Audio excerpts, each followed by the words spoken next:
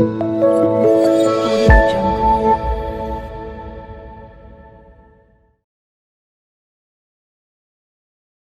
What we will do in this section is that we will try to tweak the default hyperparameters and see if we have if we can get some good value of hyperparameters so that our accuracy or whatever is our evaluation metric can we improve that by changing some set of hyperparameters.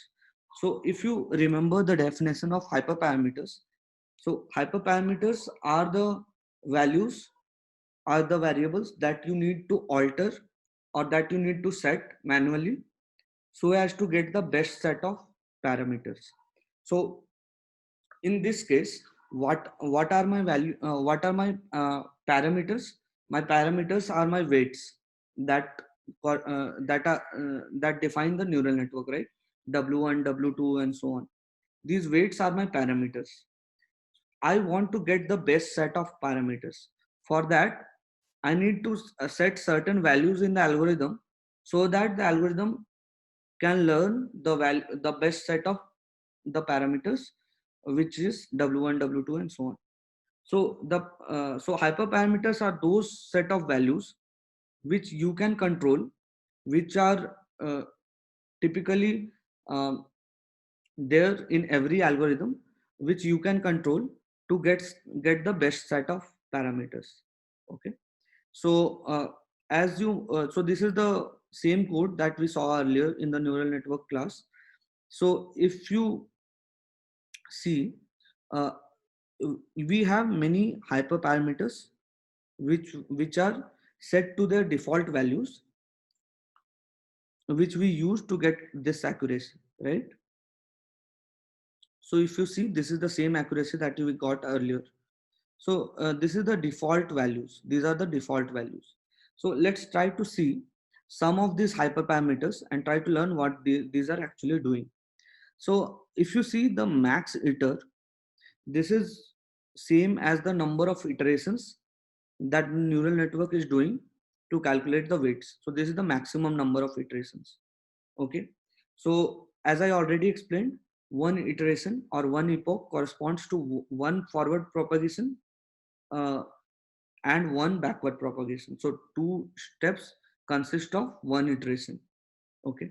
So the default value of number of iterations has been set to 200. So by default, it will do only 200 iterations to update the weights. Okay. So now what if your training data set is not that good that it can learn in that the weights can be learned in 200 iterations? Maybe you need more iterations, right? How many do you need? How will you know, right? So these are the questions that come. So this is one hyperparameter. So based on this hyperparameter, if let's say 200 is not enough, you will not have the best set of weights or the parameters, right?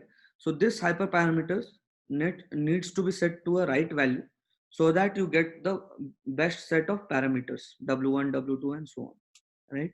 So what can be a good value for the maximum iteration for this training set, right? So how do we know that? So similarly, there are many hyperparameters which uh, which you will only know when you know the mathematics behind these algorithms. So for now, you can just ignore the rest.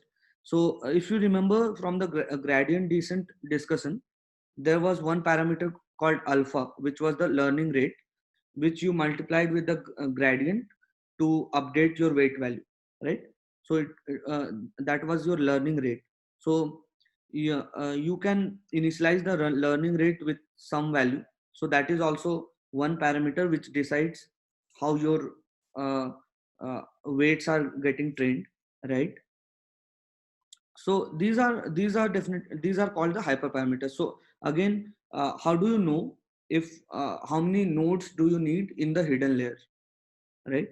uh, by default it takes 100 nodes in the hidden layer, right? So if you see this, so this is 5 nodes. By default it takes 100 nodes in the hidden layer. How do you know how many nodes to keep here? so that you train your model well. So those things which you have control over, which you can set manually, are called the hyperparameters. Okay. So let's try to use one technique through which you can search over various hyperparameter and get the best one. Okay. So even if you don't know the exact working of all the hyperparameters, you can still use this grid search technique so to search for the best set of hyperparameters. Okay. So this is essentially trial and error kind of a thing. So you will not want to definitely manually do this process. Like I can set a maximum enter value to 1000 and then check what is the accuracy. I can set it to 2000 and check what is the accuracy. So this I can do manually, but it will get very monotonous if I try to search for all sets of hyperparameters manually, right? So for that we have this grid search technique. Uh, um, this you can implement easily in your this is available in the sklearn package itself. So from sklearn.model selection, you need to import grid search cv. Okay. And then similar to the previous uh, implementation, you just need to write mlp equal to mlp classifier, right? Now you need to set the grid values which you want to iterate over, right? So I'll select this name max hitter, and then I have written in a list, I have written all sets of values that I want to try out. So 200 was there by default, so I want to try out 200, 1000 and 2000. Okay. In the hidden layer sizes, I need to try out, I want to try out what happens when I have uh, two nodes in the hidden layer, 3 nodes in the hidden layer, 10 nodes in the hidden layer, and so on, right? So I can have multiple such uh, combinations that I can write. So whatever was provided here, it was a tuple, 100 comma, so it was a 1D tuple, right? So this just denotes that you have one hidden layer and it has 100 nodes. So if you write 100 comma 2, that means it has two hidden layers. The first hidden layer has 100 nodes and the second hidden layer has 2 nodes. Similarly, you can increase to as many layers as possible, right? You can increase the number of hidden layers to as many as possible. So but because this is an artificial neural network and we are not talking about deep neural networks, we will restrict ourselves to one hidden layer only. Okay. So here I have taken one hidden layer, but I have tried to vary the number of nodes that are present in that hidden layer. Okay. So this I put in a dictionary. Okay. I want to check different values of max hitter and I want to check different values of hidden layer sizes. So these names have to be exact, that is present there in your argument section for the algorithm, right? So this name has to be exact, this name has to be exact. Okay. Now what I do is that I write grid search cv and then I pass this object mlp object. Okay. And then I pass the grid values, which is again a dictionary, and keys are my arguments which are present in the mlp object. And in the dictionary I have written for each value of every key I have inserted a list of the values that I want to try out. Okay. So this dictionary I put here in the param grid parameter in the grid search cv. And now what this will do is that this will take each of the combinations. So first it will try 202, then it will try 203, then it will try 210, and so on. So it will try all sets of combinations. So if we have 3 parameters here and 4 parameters here, it will try 12 such combinations. Okay. And for each of the combination it will try to evaluate it, right? So you can mention what parameter to evaluate, right? So you want to search for the best set of values for these hyperparameters, right? So how do you define best? So for that you need to pass this argument. How do you want this grid search technique to evaluate each of the combinations, right? So for that you use scoring equal to, so for this task I have given accuracy as the evaluation metric. So after every combination it will calculate the accuracy, and then it will keep that value aside, and then it will try the new combination. So let's say 202 gives accuracy of 70, will keep that 70 value, and then it will try out 203. Let's say it gives a value of 71. Now it will keep the new higher value of 71, and it will remember that the best parameter is 2 and 3, and then it will move again. It will try out different values again and update your best set of parameters and the best score that you have got. Okay, so what is it evaluating on? So when you do a grid MLP, so this object you store in a grid MLP and then you fit on your training set. Okay, so this you can write simply dot fit, and then you write xtrain and ytrain. Okay, so what it does is that it will do a k-fold cross validation to come up with this accuracy part for each of the combination, right? So it will divide the x train, this data set, into, so I have provided CV equal to 5, so it will divide this into 5 parts, this data set, and it will do a cross validation search to calculate the accuracy, right? So if you remember from the previous class, so cross validation is one technique through which you iterate over the entire data set in chunks, and then you calculate the accuracy for each of the chunks, and then you average out to get the final value of the evaluation metric, right? So it will do that, and then it will once your fit is complete, it will fit it 3 into 4, 12 times in this case, and then it will give you the best set of parameters. So you just have to write grid MLP after the dot fit. You need to write grid MLP dot best params. Okay, and it will give you, return you the best set of parameters. So what it has returned is that hidden layer sizes, it has returned as 10. Okay, so this value is the best for hidden layer sizes, and max it has returned as 1000. Okay, so it has found after doing 12 trainings of each of the combinations that this combination is the best combination. Okay, so grid MLP dot best params, this is the best combination.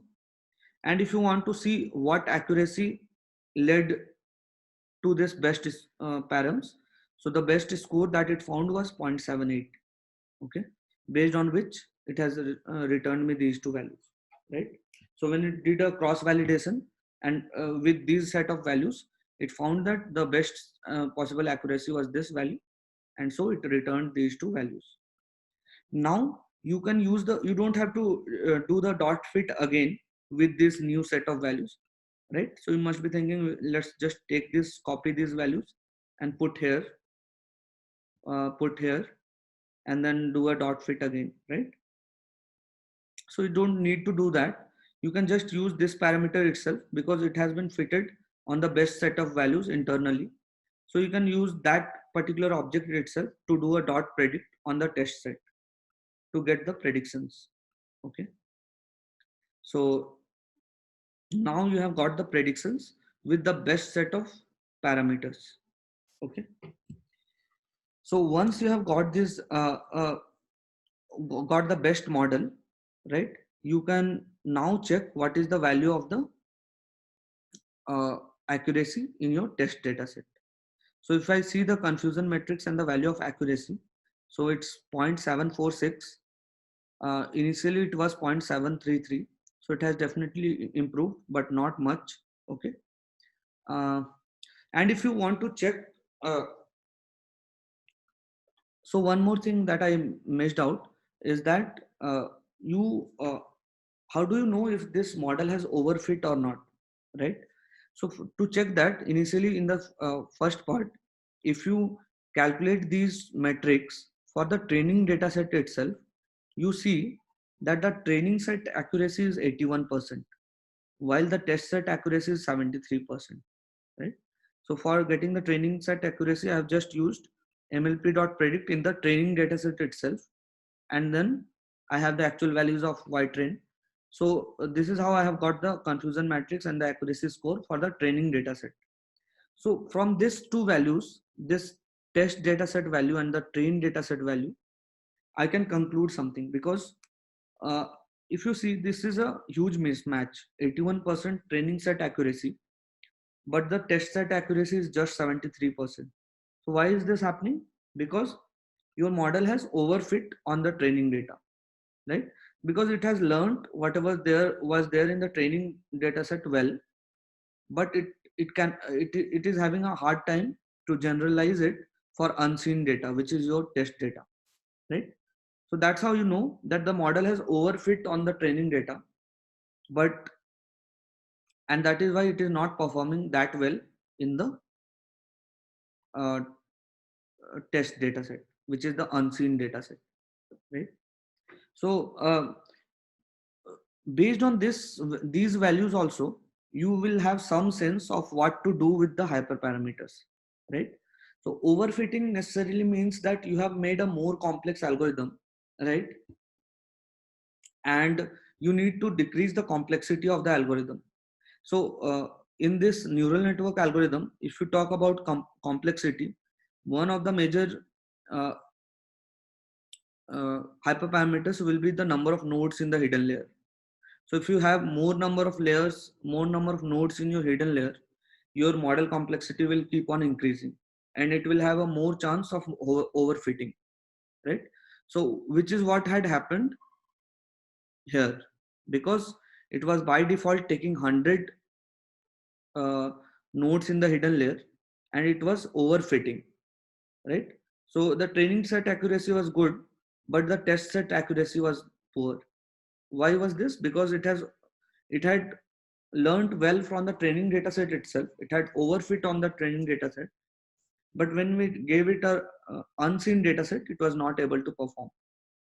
Okay, so that is one of the reasons why I tried less number of um, nodes in the hidden layer.